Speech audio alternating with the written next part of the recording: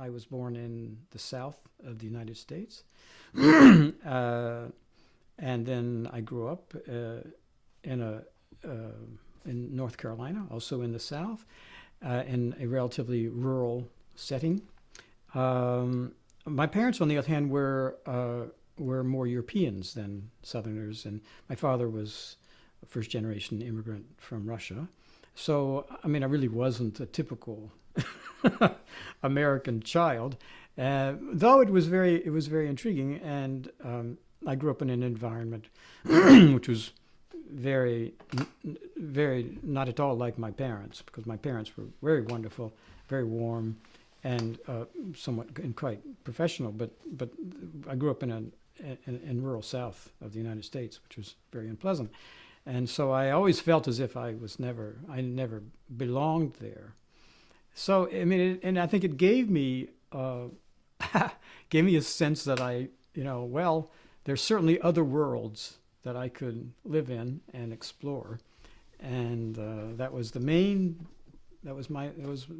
Although I was a typical, high school student and loved athletics and stuff like that, but my main concern was find about other places. I knew that this is not where I belonged, and so I quickly departed when I had the first opportunity. But as a childhood and my parents were marvelous, and we had a wonderful family, and that was my entire life. They were great, and it was very intellectual. My father was a cardiac physician, and so we always had surrounding us some very interesting people. That was pretty much the idea. So I guess maybe you wanted to know something about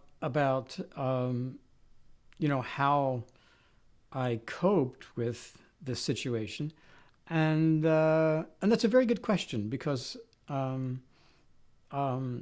it was a bit difficult, actually, because the town that we grew up in was called Greensboro, North Carolina, and it was the place where the sit-ins, the first sit-ins in the civil rights movements occurred, and there was a great deal of anger, and so I was very aware of the perversity of the relations between blacks and whites, and particularly when it came to a head and a real crisis when blacks sat in on in the Woolworths restaurant, and then they tried to expel them. I mean, it was very an unusual situation. So from the very beginning, as a kid, my inclination was to look beyond the place where I grew up, and I never felt comfortable. And even nowadays, when I go back, because my brothers and sisters still live in that area, I just don't feel very comfortable. In fact, I can speak a little bit more about that, I think, which you had in mind. I was as I was reading your outline, I was trying to remember the books that influenced me, the things that influenced me most. And it was a wonderful memory to recollect reading people like Richard Halliburton. You may not know them, but they wrote about the 7 wonders of the world. And I began to realize the extraordinary things that there were in the world. And there was another author named Alan Moorhead who wrote The White Nile. And I became fascinated by the explorers and the explorers of Africa. And so I guess my heroes, and I'm certainly somewhat reluctant to admit that Henry Morton Stanley was one of my heroes. And I hope if you feel appropriate, we can purge this, because I know he wasn't the nicest of characters. But Henry Morton Stanley, Richard Burton, Emin Pasha, these were my, David Livingston, these were the people that I thought were remarkable. And I read about them. And I you know, on reflection, I think that if I could do it over, if I could be born in another time, I would have liked to be born in the late 1900s. Late 19th century, because I would have certainly contracted myself out to take on an expedition to find the origin of the Nile. And the stories, and of course, you know, if you become interested in East Africa, and which I did eventually, not because of this necessarily, but if you become interested, you end up reading them. You read the diaries, read characters who, missionaries, and that life is really quite remarkable. There was a time on this earth where some really unusual things occurred, and so that has always had a big impact on me. And I think one of the reasons it had an impact on me is because I had an obsession as a kid of understanding other worlds. And I don't know where it came from. I don't know how that transpired, but certainly that was something that really made a huge impact on my life.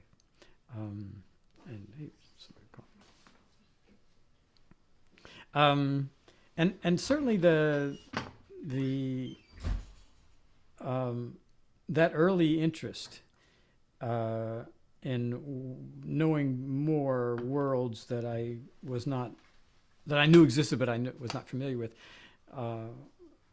I think, although it didn't immediately impact on me, when later I had an opportunity to enter something like anthropology, it was very much there, and had a big impact at that juncture. So that sort of gives a bit of a picture of my youth. I mean, you know,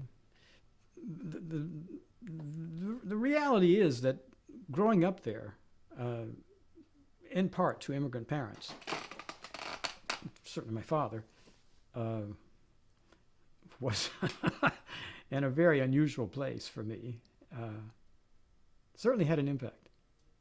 Yeah. Anyway, can we move on to another subject, or? Yeah, or continue. You went not for geography, but for anthropology. So No, no. Yes, I never went. I was never very interested in anthropology in my bachelor's degree. I mean, I went to Johns Hopkins, and I was very interested in science, and then I became interested in international law. So those were my main concerns. I did take a course in anthropology, a couple of courses in anthropology, which one of them was by a guy named Neville Dyson Hudson, who was a well-known British anthropologist who wrote about the Kari Mojang in East Africa and the Sudan. But it is one of the most boring studies I have. I mean, and to take a course with him was a perfect introduction to British social anthropology, because it was dry and pretentiously scientific, and pretty much wrong-headed when it came to trying to understand, another culture. Though I found it, I was attracted to it, and so I took a couple of courses. But my main interest was international law and justice. And these two things, I think, this interest in other places, but also the interest in justice, that has been paramount in what I have done. From this interest in international law, I then decided that I would proceed to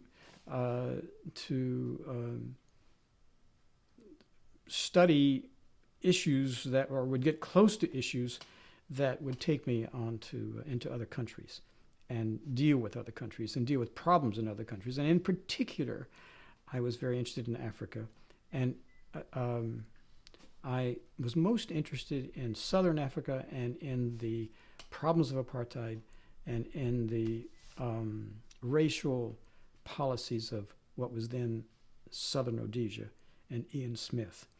And in fact, got involved in moot courts and stuff like that, where I tried to argue that one should exercise sanctions against these regimes. What was most amazing to me at that time was that I lost all my cases.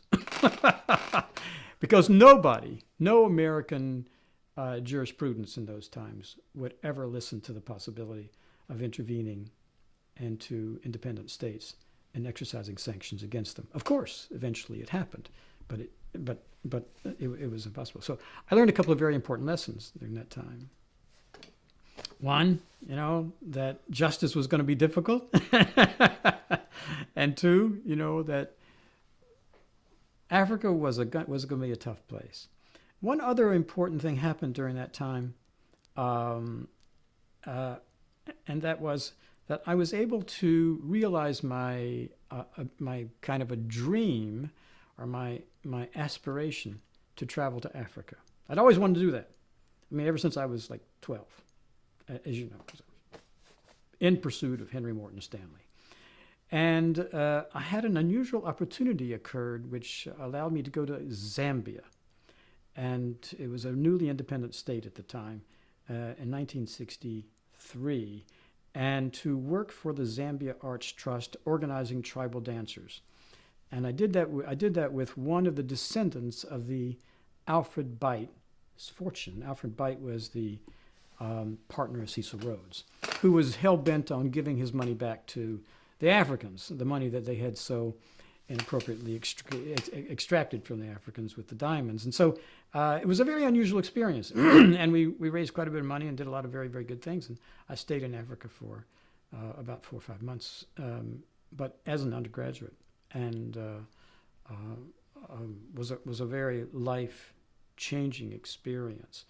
And so that kind of set me up for what I wanted to do next. And I can say a word about that, I guess, at this juncture. Yeah. Yeah, well, it was very intriguing because after graduating in international law, international relations, international law, the question was what to do. And that's when I made a decision that I was going to study languages and to know languages. So I studied Swahili, and I spent the next year at Howard University studying Swahili.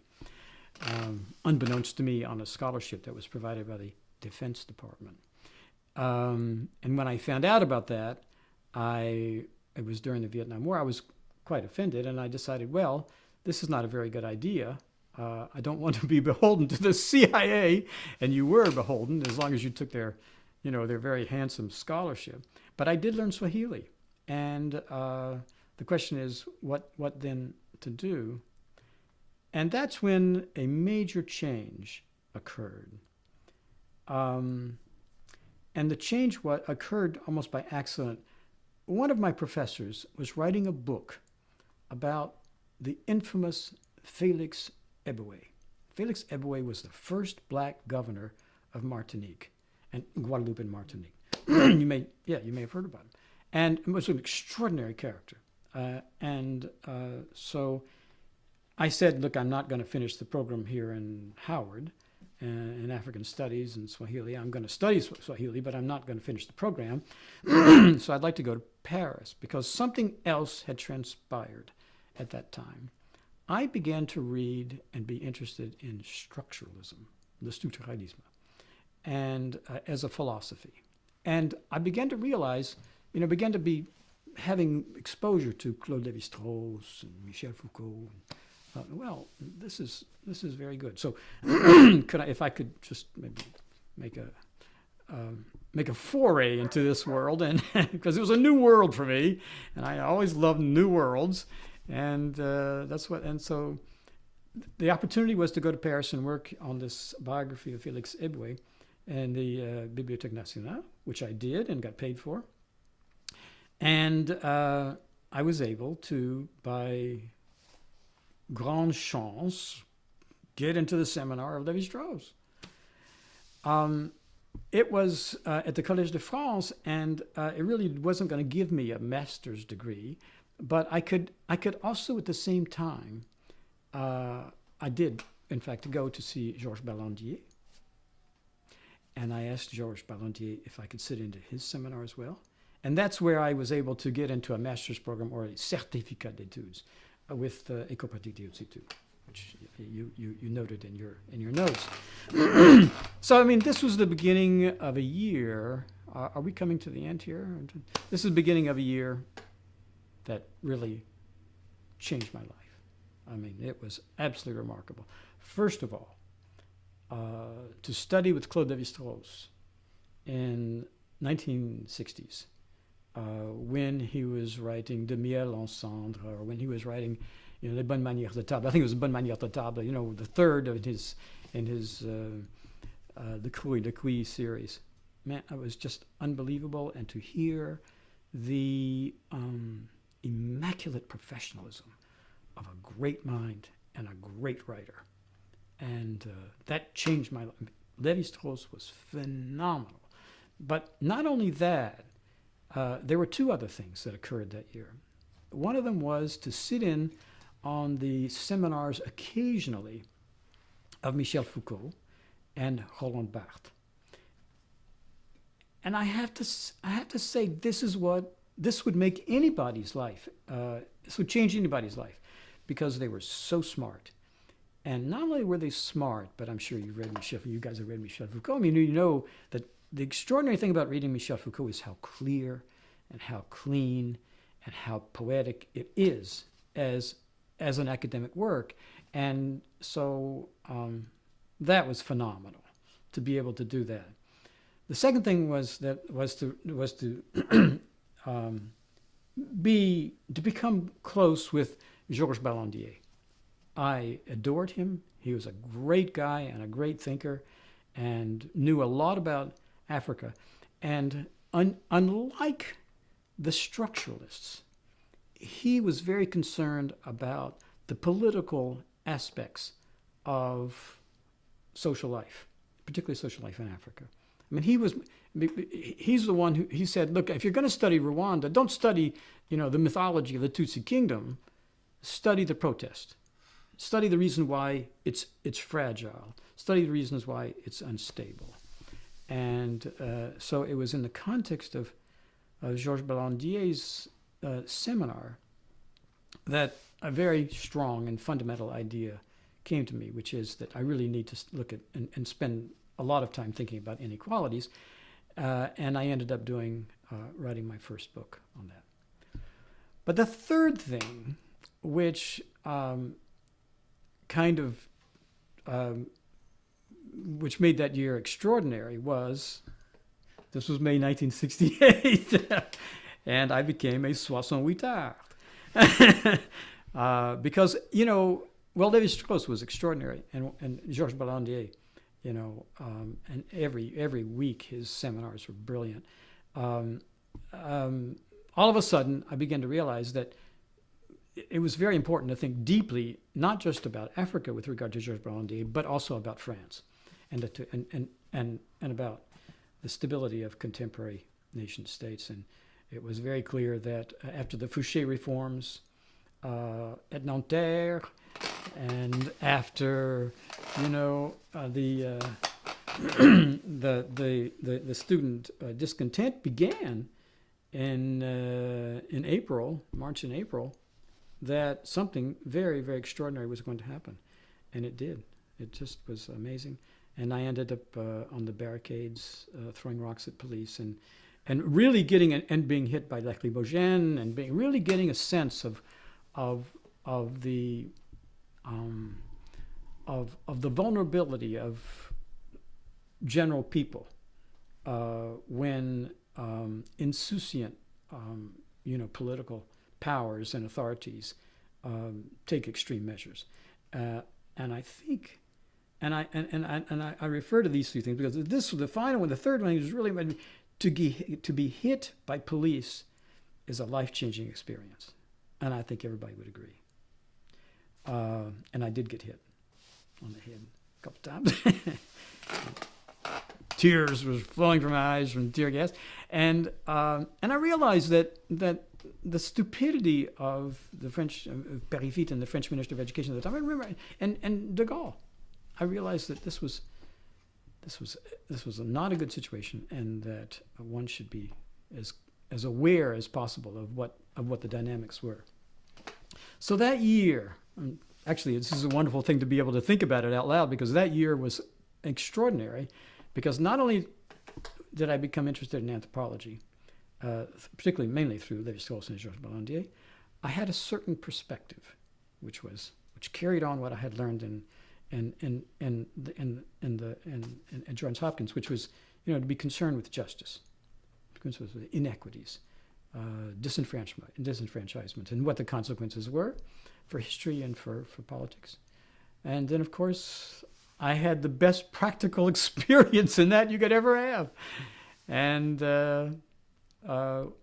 it just so happened that one of my best friends from Johns Hopkins, who has now become a very esteemed professor of technology and science in Canada, a guy named Andrew Feenberg. He was the favorite student of Herbert Marcuse. And Herbert Marcuse was, of course, the king of the left in those days. And Herbert Marcuse came over during the movement to visit Andrew, and I happened to be around. And so there emerged during this time a great deal of, a great flow of ideas, a great inspiration listening to Marcuse, and we decided, Andy and I decided to write a book. Big decision. So after May ended, and all the debris and the detritus was swept off the streets, we went into our hotel room, and for the next 2 months, furiously wrote a really interesting book about les événements de Mai, the May events, when poetry ruled the streets. And what can I say? It was a great experience. The book was bought by a leftist press in the United States, and when we finished it and brought it back and sent it off to them, they said it's too radical. It was a very intense time in the United States, and in 1968 and stuff like that, and there was Mark Rudd at Columbia and so on, and so they decided not to publish it. Okay, well, that was a good lesson in itself, because we'd already 5 minutes, and so it was a good lesson in itself. So we just said, all right, fine, and we put it aside.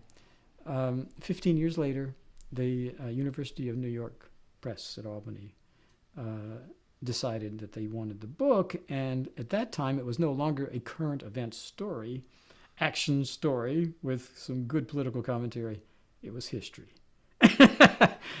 It was published by the University of New York Press at Albany and became a very fine selling book for history courses.